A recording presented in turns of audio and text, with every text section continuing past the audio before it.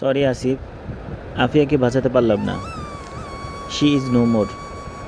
নাইমের কথাটা বিষাক্ত তীরের মতো আসিফের বুকে গিয়ে বাঁধল। সাথে সাথে তার হৃৎপিণ্ড নামক অঙ্গটা শত শত খণ্ডে বিখণ্ড হয়ে গেল। এ কি শুনছে সে? দুনিয়ার সবচাইতে হৃদয় বিদারক এবং বিষাক্ত শব্দগুলো শোনার জন্যই কি আল্লাহ তাআলা সেদিনকার সে অ্যাক্সিডেন্ট থেকে তাকে বাঁচিয়েছিল? সে তো এ কারণে বাঁচতে চায়নি। সে চেয়েছে তার ফুলের মতো বোনটার জন্য বেঁচে থাকতে, তার সাথে সুখ দুঃখ নামক অনুভূতি ভাগাভাগি করে নিতে। কিন্তু আত্মহত্যা নামক ভয়ঙ্কর সে কাজটা তার সে চাওয়াকে পূরণ করেনি, বরং তার চাওয়া চিরতরে কেড়ে নিয়েছে। নাইমের কথা শুনে নজরুল সাহেব আর হালিমা খাতুন ধপ করে হাসপাতালের ফ্লোরে বসে পড়লেন। নিজেদের কানকে তারা কিছুতেই বিশ্বাস করতে পারছেন না যে তাদের একমাত্র মেয়ে আর পৃথিবীতে নেই। তারা স্তব্ধ পানে চেয়ে আছে নাইমের দিকে। মন বলছে এখনই নাইম বলবে এগুলো মজা ছিল, তাদের সোনা টুকরা মেয়ে বেঁচে আছে। কিন্তু হায় আফসোস, দুনিয়ার এক তিক্ত সত্যের সাথে এ বৃদ্ধ মা বাবা পরিচিত হলেন আজ। আচ্ছা, এক ক্ষণিকের পৃথিবীতে কোনো আপনজনের প্রতি মায়া সৃষ্টি হয়, সে তো আপনজন আয়ু ফুরিয়ে এলে বিদায় নেয় এই পৃথিবী থেকে, পিছন ছেড়ে যায় সবার মনে নিজের জন্য মায়া। কেন তারা চিরকাল বেঁচে থাকে না? কেন এমন হয়? কেন আল্লাহ তাআলা এমন করেন? কেন মায়া বাড়িয়ে মায়া জাগানো মানুষটিকে কেড়ে নেন? এইসব প্রশ্নের উত্তর খোঁজা বেমানান, কারণ এই দুনিয়াতে আল্লাহ তাআলা মানুষকে ক্ষণিকের যাত্রী হিসাবেই পাঠিয়েছেন। এর মধ্যে পাপ পূর্ণ করার সুযোগ থাকে, মায়া মমতা ভালোবাসা তৈরি করার সুযোগ থাকে। তবে মায়া বাড়ানোর সেই সুযোগটা না থাকলেও বরং ভালো হতো। অন্তত প্রিয়জন হারানোর ব্যথা এতটা ব্যথিত হতো না, যেমনটা আজ আসিফ আর তার বাবা মা হয়েছেন। নাইম ব্যথিত নয়নে আসিফের দিকে তাকিয়ে আছে। আসিফের ভেতরটা যেন দুমড়ে মুচড়ে গিয়েছে। তার স্তব্ধ নির্বাক চাহনি দেখে বুঝতে পারছে সে আদরের বোন আফিয়াকে হারিয়ে আসিফ যে কিছুক্ষণের মধ্যে পাগলামি শুরু করবে তা নাইমের জানা আছে। ছোটবেলা থেকেই নাইম এমন। আসিফ আর নাইম আফিয়াকে চিনে। শান্তশিষ্ট মিষ্ট স্বভাবের মেয়েটাকে সবসময় বোনের চোখে দেখত সে। আর স্বয়ং আফিয়া তাকে ভাইয়ের সম্মান দিত, ভালোবাসত। আজ আফিয়ার এর আকস্মিক মৃত্যু সে কিছুতেই মেনে নিতে পারছে না। সেখানে আসিফ আর তার বাবা মায়ের মনের অবস্থার কথা চিন্তা করতেই নাইমের গা শিউরে উঠল। আজ ডাক্তারকে যেসব ঘটনার মধ্য দিয়ে যেতে হয়, তার মধ্যে সবচেয়ে অপ্রীতিকর একটা ঘটনা হলো কারো প্রিয়জনকে মৃত্যুর সংবাদ দেওয়া। সে সময় এক একটা শব্দ উচ্চারণ করতে গেলে তার ওজন পাহাড় সমান ভারী মনে হয়। সোজা সাবলীল বাংলা ভাষা শব্দগুলো উচ্চারণ করতে তখন কষ্ট হয়। আজ নাইম আবারও সে পরিস্থিতির মধ্যে দিয়ে যাচ্ছে। অনেকক্ষণ নিশ্চুপ থাকার পর হঠাৎ আসিফ কেঁপে উঠল। বোরকে গিয়ে বলল, এসব কি যা তা বলছিস নাইম? আসিফের কথায় মোটেও অবাক হয়নি নাইম, কারণ সে জানে আসিফ এমনই আচরণ করবে। এতদিনকার অভিজ্ঞতা এটাই তাকে বলে। নাইম কিছু না বলে চুপচাপ আসিফের দিকে তাকিয়ে রইল। এদিকে তার বুক চিরে কান্না বেরিয়ে আসতে চাইল, কিন্তু সে জানে এখন নিজেকে শক্ত করার সময়, এখন আফিয়ার পরিবারকে সামলানোর সময়। এই সময়ে যদি সেও দুর্বল হয়ে পড়ে, তবে প্রাণপ্রিয় বোনের পরিবারকে সামলাবে কে? নাইম আসিফের কাঁধ পেরিয়ে সামনে তাকিয়ে দেখল নজরুল সাহেব আর হালিমা বেগম কেঁদে চলেছেন। নজরুল সাহেব নিঃশব্দে কাঁদছেন, অপরদিকে হালিমা খাতুন হাউমাউ করে কেঁদে চলেছেন। আশপাশের কিছু নার্স এবং ওয়ার্ড বয় সন্তানহারা এই দম্পতির দিকে সহানুভূতি দৃষ্টিতে তাকিয়ে আছে। তবে আসিফের সেদিকে হুঁশ নেই। সে এখন বোনের শোকে পাগল প্রায়। তবে সে মানতে নারাজ যে তার আদরের ছোট বোন আজ মৃত। এর পুরো দোষ পড়ে তার বাবা মায়ের উপর। আংশিক দোষ দেওয়া যেতে পারে আফিয়ার স্বামী ও শ্বশুর বাড়ির লোকের উপর। তবে আসিফ ঠিকই জানে আফিয়ার আত্মহত্যার সূত্রপাত স্বয়ং তার মা বাবা। নাইমের এই নির্বাক চাহনি দেখে আসিফ অস্থির কণ্ঠে বলল, নাইম, তুই ভালো মতোই জানিস এসব ফালতু মজা আমার সহ্য হয় না। তুই আর আফিফার প্ল্যানিং করে আমাকে ভয় দেখানোর জন্য এসব করছিস, ঠিক না? নাইম কাঁদো কাঁদো চেহারা নিয়ে আসিফের দিকে তাকিয়ে আছে। তার মন এখনও মানতে পারছে না যে আফিয়া এই পৃথিবীর মায়া ত্যাগ করে চলে গিয়েছে। কি হতো যদি আসিফের এই আন্দাজ ঠিক হতো? কোনো ক্ষতি হতো না তো? তাহলে কেন আসিফের এই আন্দাজ করা ব্যাপারটা ঠিক হলো না? কেন সে আফিয়া মিলে আসিফের ভয় দেখাতে পারল না? কিন্তু হ্যাঁ, আসিফকে ভয় দেখানো হয়েছে তো। তবে এই কাজে শুধু আফিয়ার একার হাত আছে। স্থির দৃষ্টিতে সব কিছু পর্যবেক্ষণরত নাইমের কাছে এগিয়ে এলো আসিফ। নাইমের বলা একটা বিষাক্ত কথা যেন মনে ঝড় তুফান তুলে দিয়েছে। তা কি নাইম জানে না এ ভাইয়ের কষ্ট? এত নিষ্ঠুর কেন নাইম? হয়তো ডাক্তার সমাজ এমনই নিষ্ঠুর হয়। এমনটা হলে মৃত্যুর মতো তিক্ত সত্যকে তারা কিভাবে প্রিয়জনের সামনে আনে? কি করে শক্ত হয়ে তারা মৃত্যু সংবাদ বলে? হয়তো আল্লাহ তাআলা এমন শক্ত মানুষকে ডাক্তার বানায়। আসিফ নাইমের কাছে এসে নাইমের দুবাহু জোরে চেপে ধরে বলল, কয়েকবার ঝাঁকি দিয়ে স্বাভাবিক কণ্ঠে বলল, আর কতক্ষণ এই খেল খেলবি নাইম? আজ আফিয়া বাইরে আসুক না, এমন মারবো যেন কখনো এমন ফালতু মজা না করতে আসবে আমার সাথে। মজা করার একটা লিমিট আছে। দাঁড়া, এক্ষুনি ওর মজা বের করছি। এই বলে আসিফ নাইমকে ছেড়ে ওয়ার্ডে ঢুকতে নিল, কিন্তু তার আগেই নাইম আসিফের এক বাহু চেপে ধরে নিজের সামনে এনে দাঁড় করিয়ে শক্ত কণ্ঠে বলল, এখানে কোনো মজা চলছে না আসিফ। কারোর মৃত্যু নিয়ে মজা করতে পারে না, এতটুকু বোঝা তো আছে তোর মাঝে। আফিয়া মারা গিয়েছে, এই সত্যকে যত দ্রুত সম্ভব মেনে নিয়ে আঙ্কেল আন্টিকে সামাল দিই। তুই তো বাড়ির বড় ছেলে, তুই ভেঙে পড়লে হবে নাকি? এই তিক্ত সত্যকে মেনে নে। আফিফ আর বেঁচে নেই, মারা গিয়েছে ও, বুঝছিস? মারা গিয়েছে। এই বলে শক্ত কণ্ঠের অধিকারী নাইম এমন সম্পূর্ণতরে ভেঙে পড়ল। তার সে শক্ত কণ্ঠের জায়গায় গলা চিরে বেরিয়ে এলো কান্নার আওয়াজ, ফুপিয়ে কান্নার আওয়াজ। আসিফ এতক্ষণ হতভম্ব হয়ে দাঁড়িয়ে আছে। সত্যি কি আফিয়া নেই? সত্যি কি এসব মজা ছিল না?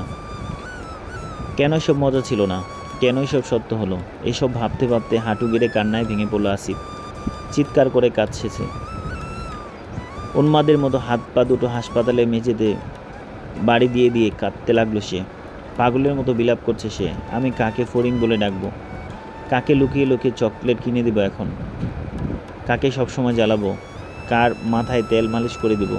কে দৌড়ে এসে আমার কাছে এসে নানান বায়না ধরবে?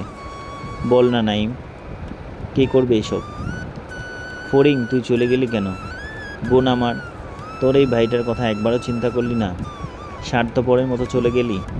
আমি তো বলেছিলাম এদের সবাইকে ছেড়ে আমরা আলাদা হয়ে থাকবো, তারপরও কেন তুই এমন করলি?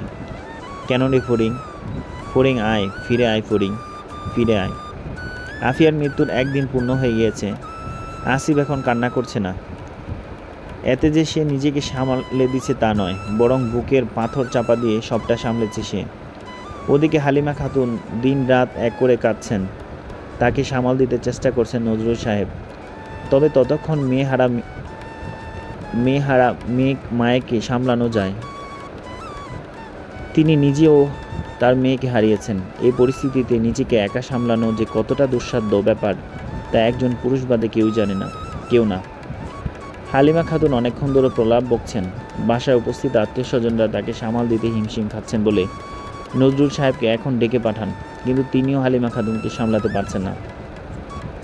হঠাৎ আসিফ রুমে প্রবেশ করে শক্ত কণ্ঠে বলল, এখন এইসব নাটক করে কি হবে? আসিফের এমন তীর্ষক কথা শোনার জন্য মোটেও প্রস্তুত ছিল না হালিমা খাতুন এবং নজরুল সাহেব। রুমে উপস্থিত আত্মীয় স্বজনরা থমেরে রইলে আসিফের কথা শুনে। তবে শক্তপোক্ত স্বভাবের মহিলাটা আসিফেরকে এক ধমক দিয়ে বলল, মুখ সামলে কথা বল আসিফ, এই সময় এসব কি বলছিস তুই? আসিফ তার বাবা মায়ের দিকে তাকিয়ে থেকেই শক্ত কণ্ঠে বলল, ঠিক বলেছি ফুফু, আফিফার মৃত্যুর জন্য তো তারা দুজনই দায়ী। এরাই তো আফিয়াকে আত্মহত্যার জন্য জঘন্য পথ বেছে নিতে জোর করেছে। মেয়ের মৃত্যুর শোকে পাগলপ্রায় দম্পতি একমাত্র ছেলের কাছ থেকে এমন কথা শুনতে পেয়ে হতভম্ব হয়ে গেলেন। তারা স্বপ্নেও ভাবেনি আসিফ এ কথা বলবে। আসিফের ফুফু এবার রাগান্বিত কণ্ঠে বলল, নিজের টাকায় চলিস বলে বাবা মাকে এসব জঘন্য কথা শোনাবি? এত সাহস পেলি কোত্থেকে? তোর বাবা মাকে কি বলেছিস তুই? একবার এভাবে দেখেছিস? আসিফ দাঁতে দাঁত চেপে বলল, যা বলেছি ভেবেচিন্তেই বলেছি, আমার কোনো আফসোস নেই। নিজের মেয়ের বদলে অপরের খুশির কথা চিন্তা করা এই বাবা মায়ের উপর আফসোস থাকা উচিত নয়। আচ্ছা, এখন তারা মেয়ের শোকে কাঁদছে কেন? যাক না জামাইয়ের খুশিতে, কারি টাকা দিক, বাইক দিক, আরও পুরো দুনিয়া কিনে দিক জামাইকে খুশি করার জন্য। তাদের জামাই খুশি হলেই তো সব খুশি, ঠিক না? ভাইজান শুধুমাত্র আফিয়ার খুশির জন্য এসব করেছে, ও যাতে শ্বশুরবাড়ি গিয়ে খুশি হতে পারে। এই জন্যই তো বিয়ের আগে এত কিছু দিয়েছে ওর শ্বশুরবাড়িতে।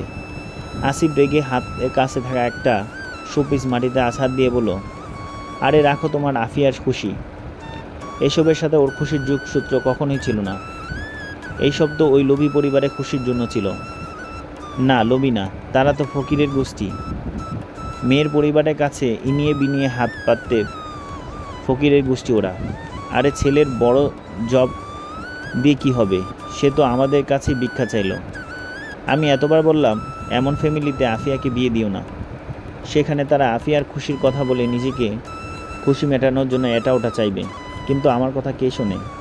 দরকার পড়ে আফিয়াকে সারা জীবন কুমারী রেখে দিতাম, ওর সব খরচ আমি ওঠাতাম।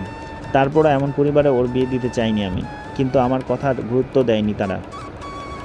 এখন সময় চেঞ্জ হয়েছে, এইসব ফকিরের গোষ্ঠী এখন আপডেট হয়েছে। তারা এই দেনাপানাকে যৌতুক বলে না, তারা এটাকে মেয়ের খুশি বলে চালিয়ে দেয়।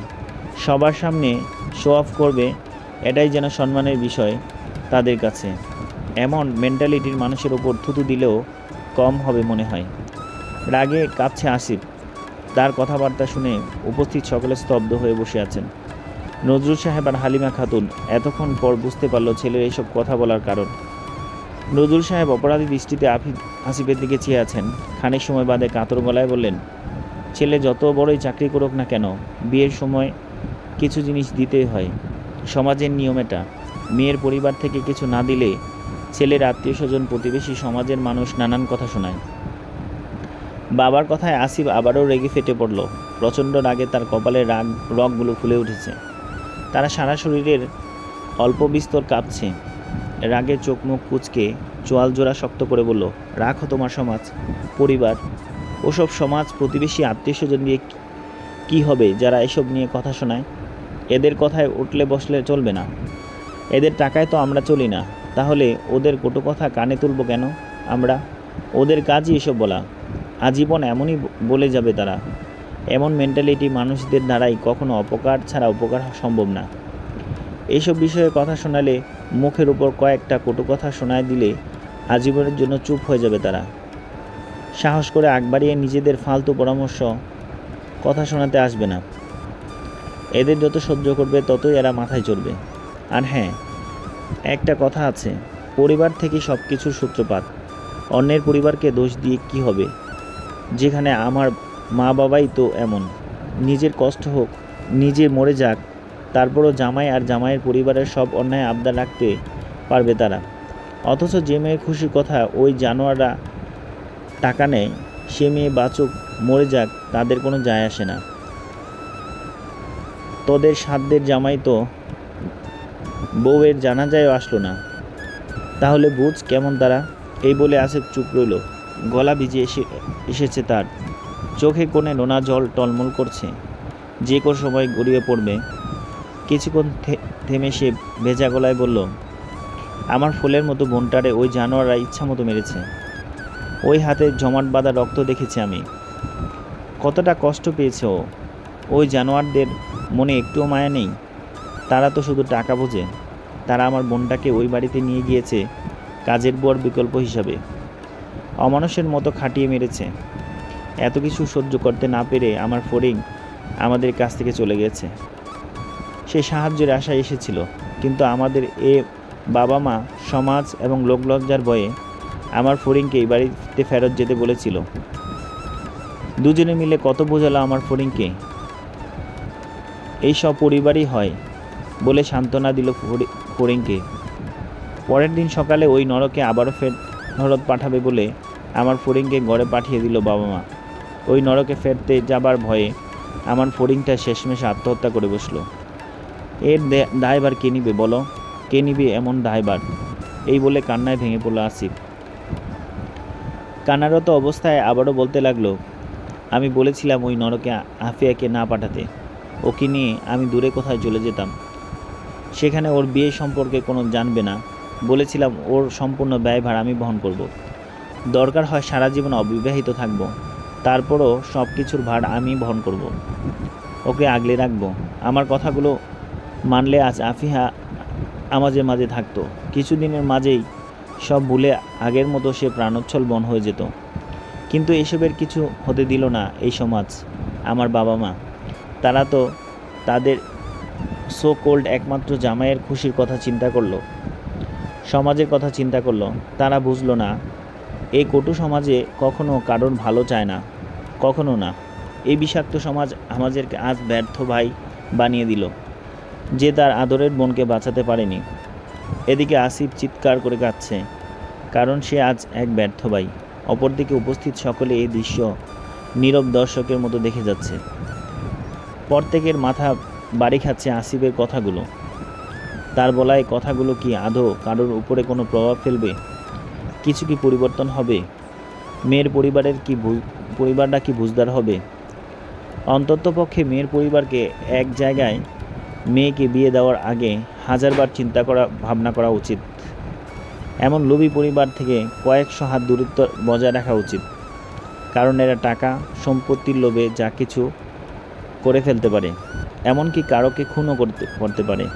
আজ হয়তো তাদের লোভ একটু কমতে পারে, কিন্তু কি গ্যারান্টি আছে যে পরবর্তীতে তাদের লোভ বাড়বে না? তারা মনুষ্যত্ব হারিয়ে পশুতে রূপান্তর হবে না? ছেলের পরিবারের অবস্থা দেখেই তো বিয়ে দেওয়া হয়। বড়লোক ঘরে মেয়েকে বিয়ে দিলে কোনো মেয়ের পরিবার উপকটন দিতে হবে, কোনো তাদেরকে খুশি করতে হবে। আবার মধ্যবিত্ত এবং নিম্নবিত্ত পরিবার দেখেই তো মেয়েকে বিয়ে দেওয়া হয়। তারপরও কেন মেয়ের পরিবার বিয়ের সময় খাট, তোষক, আলমারি, বাইক, টাকা পয়সা এসব দিবে? যেহেতু তারা জানে ছেলের অবস্থা কেমন, তারপরও তারা মেয়েকে ওই পরিবারে বিয়ে দিচ্ছে। সেহেতু তাদের উচিত মেয়েকে ওই পরিস্থিতিতেই ছেড়ে দেওয়া। মেয়ের সাময়িক খুশির জন্য ছেলেপক্ষ এত কিছু দিয়ে কেন তাদের লোভ বাড়ানো হয়? কি গ্যারান্টি আছে যে আজকের এত জিনিস দেখে তাদের নিয়তি টালমাটাল হবে না? তারা ভবিষ্যতে লোভ দেখাবে না? মেয়ের খুশির জন্য এত টাকা পয়সা দরকার হয় না, দরকার হয় ভালো স্বামী, শ্বশুর শাশুড়ি, ভালো পরিবারের। আমাদের সবার বোঝা উচিত এসব নিয়ে নিজ নিজ জায়গা থেকে প্রতিবাদ করা। বলা হয় না, বিন্দু বিন্দু জলে মহাসাগর গড়ে ওঠে, তেমনি আমাদের ক্ষুদ্র ক্ষুদ্র প্রচেষ্টা, প্রতিবাদ হয়তো এই সমাজের নিয়মকে পরিবর্তন করতে পারবে। সমাপ্ত।